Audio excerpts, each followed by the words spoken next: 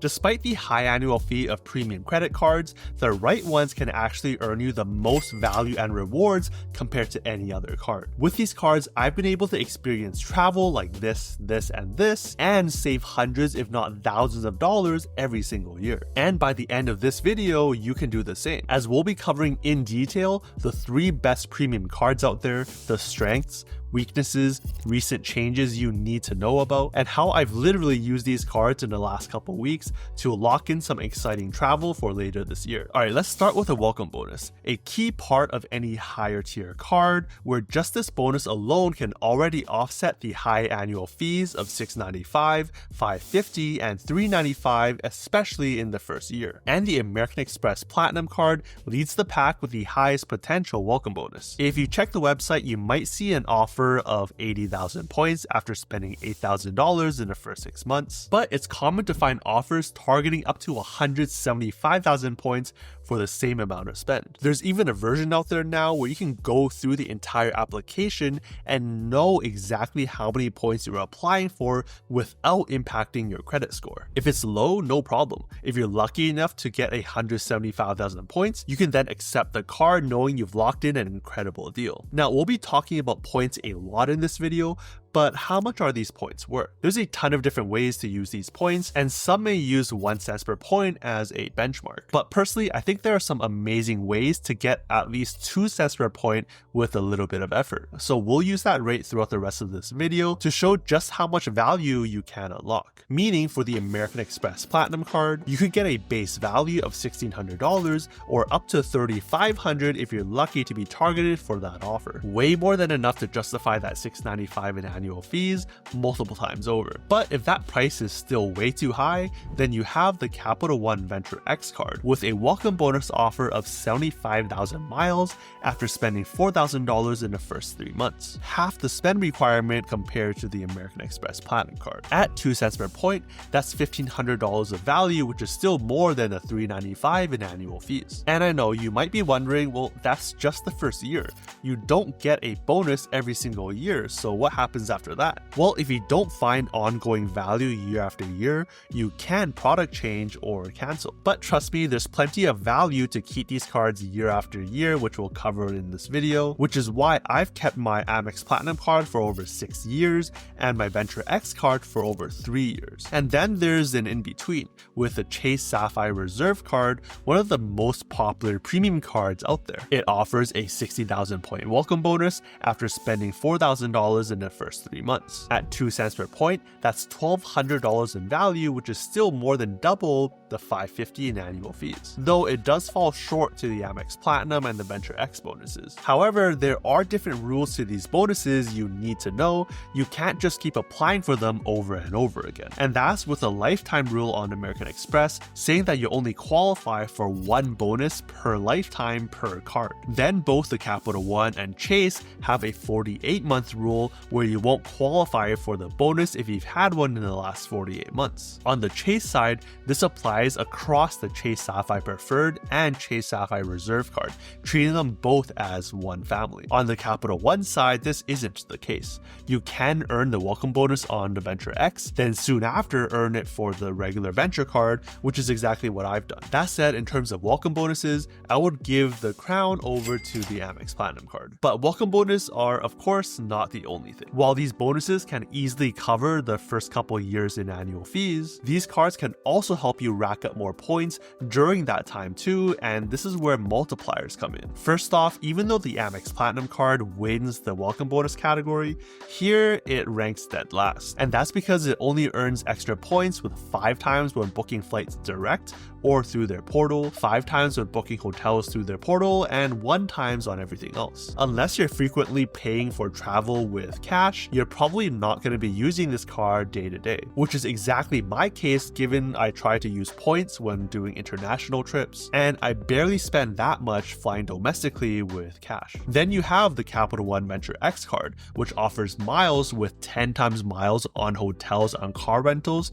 booked through the portal, 5 times when booking flights through the portal, and here's the highlight, 2 times on everything else. That makes it like a complete opposite to the Amex Platinum card. Focus on everyday value value in addition to travel. The 2 times on all spend is a staple in anyone's wallet. As I always recommend, you should be earning at least 2% back on all of your spend, because cards like the Citi Double Cash card will earn you exactly that with pretty much little to no effort. So anything requiring effort like these premium cards should definitely earn you more than that. Here, with 2 times miles and about 2 cents per point, you're getting about 4% back in value per dollar spent, which is a solid return. But how does the Chase Sapphire Reserve card compare? Well, with 10 times points on Chase dining, 10 times on hotels and car rentals through the portal, with 5 times points on flights through the portal, 3 times on dining, 3 times on travel, and 1 times in everything else, you have a much more balanced approach of getting rewarded, especially with the 3 times points on general travel, which can really add up. And the 10 times on Chase dining,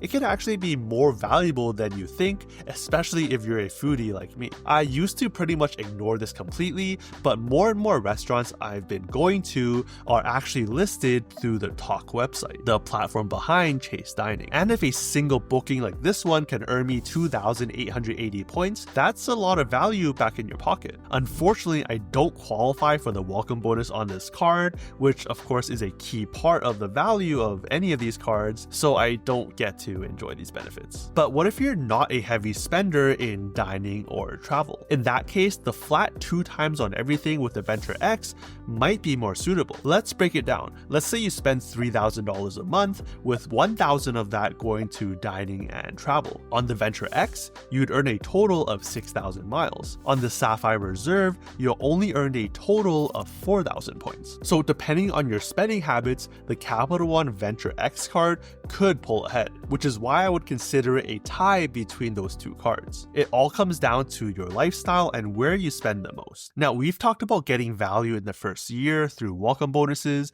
and maximizing the rewards we get for our spend. But what about year 2, 3, and beyond? The key is in choosing the right card for your lifestyle, because if you do, the benefits can outweigh the annual fees year after year. Let's start with the Chase Sapphire Reserve, which has one of the most valuable and easiest to use benefits of any card, the $300 annual travel credit. It applies to anything that codes as travel, not restricted to a specific portal. If you travel even a little bit, this is as good as cash and effectively brings the annual fee down from $550 to $250. To offset the rest, the card also comes with Dash Pass, saving on your food delivery costs, with a monthly $5 credit and 2 times $10 credits for non-dining orders, like with groceries, 10 times on Peloton purchases for those fitness enthusiasts, global entry, TSA PreCheck or Nexus credits for a smoother airport experience, and then there's lounge access. The Sapphire Reserve gives you access through the Priority Pass network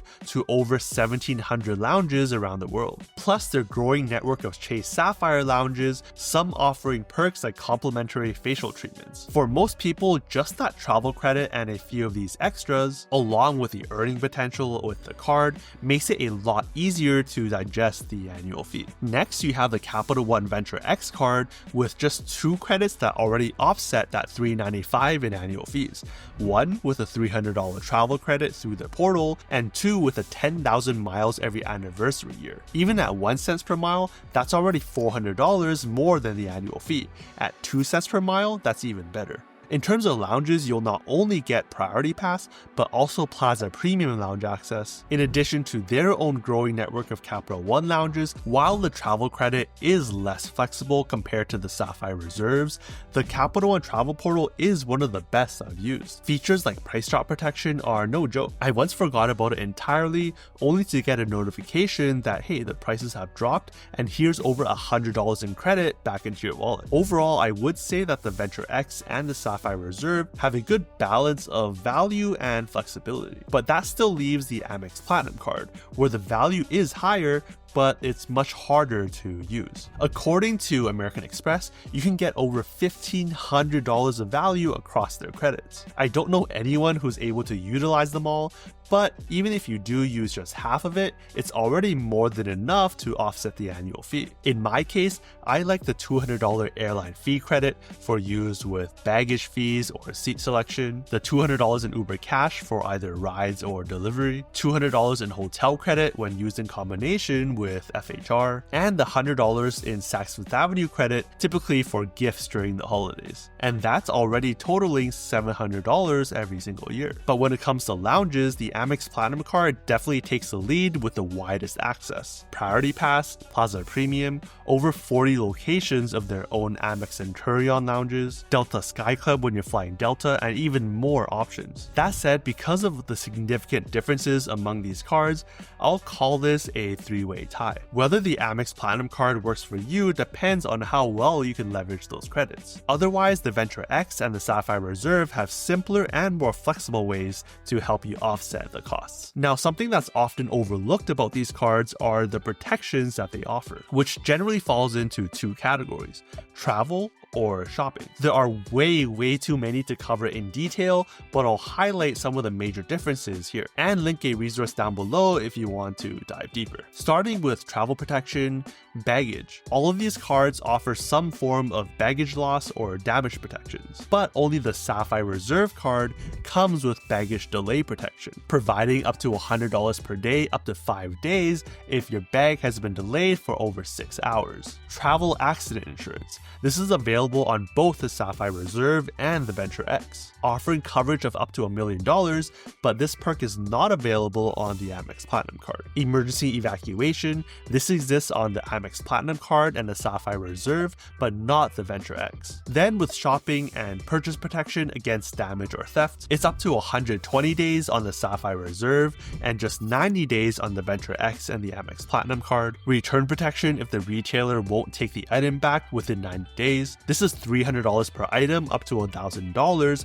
on the Venture X and the Amex Platinum card, but it's up to $500 per item on the Sapphire Reserve, and also cell phone protection, which only exists on the Venture X. Overall, the Sapphire Reserve really takes the top spot here, and often covering higher limits and longer durations on some of these protections, with the Venture X coming in second and the Amex Platinum card coming in last. That said, your needs may vary. You might be more of a traveler, or you might be more of a shopper. Or perhaps you already have coverage through your employer or other policies like I do. The key here is to understand the protections that each of these cards offer and tailor your choice to the coverage that you'll actually use. For example, one of my favorites is return protection. Okay, so throughout this video, we've talked about earning a ton of value primarily through points. But how do you unlock the most value from those points? It's not cashback, it's not gift cards, it's through transfer partners. That's where you can find those redemptions that can give your points values of over 2 cents per point, and in many cases much more. For some of my personal examples, check out this video here, but let me also share a new booking I've made using these cards that I haven't mentioned before. Later this year, I'm taking my parents to Asia again. Surprise, surprise. And I was able to find 2 direct business class flights on Singapore Airlines from Seattle to Singapore through Aeroplan for 87,500 points each. Around the same time, the cash fare for this route would be around $4,500, giving me an incredible 5 cents per point in value. And the cherry on top, I made this transfer when there was a 20% bonus from Chase to Aeroplan, pushing the value even higher. But here's the catch, that only covered 2 tickets. What about myself? Well, that highlights another key point, and that's around diversification. It's not all or nothing. You don't need to stick to one card or one ecosystem. In fact, having multiple gives you options. And that's exactly what saved me here, because while Aeroplan only saw 2 of these seats, Singapore Airlines' own program, KrisFlyer, saw even more, which is only transferable through American Express MR points. Luckily, I do have those points, and I was able to transfer 107,000 American Express points over to KrisFlyer and book that 3rd spot. Sure, it was slightly lower value at around 4 cents per point, but to fly with 3 people on the same Singapore Airlines flight in business class, that's totally worth it. Now, I know that might sound complicated, but maximizing your points really requires a few key steps. If you're interested in learning exactly how to find these deals, transfer your points, and make these bookings, check out this video over here where I break it down step by step, and I'll see you over there.